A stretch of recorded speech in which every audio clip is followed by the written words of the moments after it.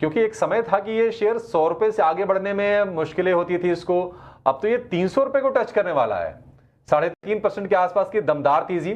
BHEL में आप क्या टारगेट सजेस्ट करेंगे और क्या इस भाव पर भी सही लग रहा है ट्रेड करने के लिए?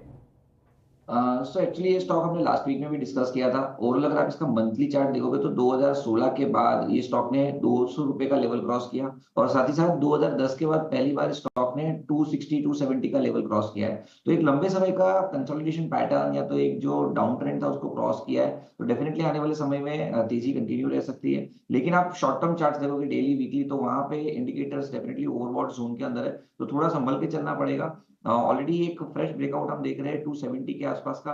270 का एक जो हमने मार्च महीने में पिवट हाई देखा था, उसके बाद स्टॉक नीचे में 200 रुपए तक आया था, तो एक हाई बीटा काउंटर है। तो मेरे हिसाब से करंट मार्केट प्राइस से तो मैं थोड़ा नया बाई करने के लिए सलाह नहीं दूंगा।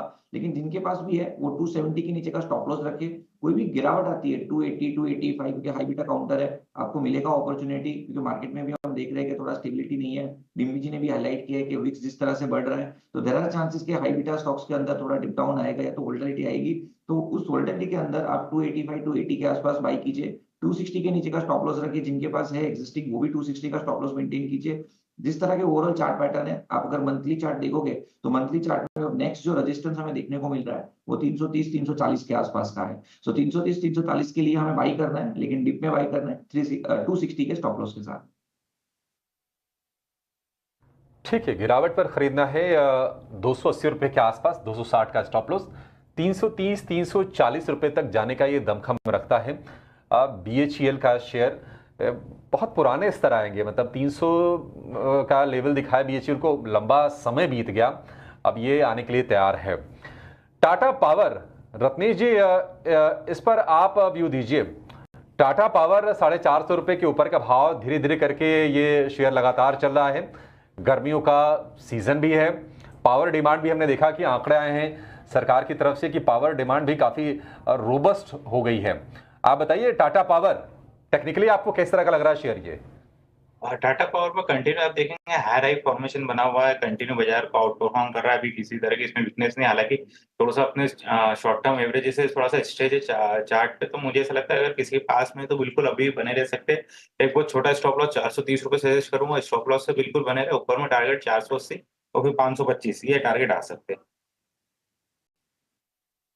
उसमें से आपको दिखाता हूँ एक बार जरा SGVN भी दिखाओ, आज 1.5% ऊपर है SJVN। मेरा आज का टारगेट करीब 3% और का, यानी मैं मानता हूँ 5% तक आ जाएगा ऊपर। SGVN एक बार जरा स्क्रीन पर दिखाना, और किरण सर आप जरा चेक कर लो SGVN।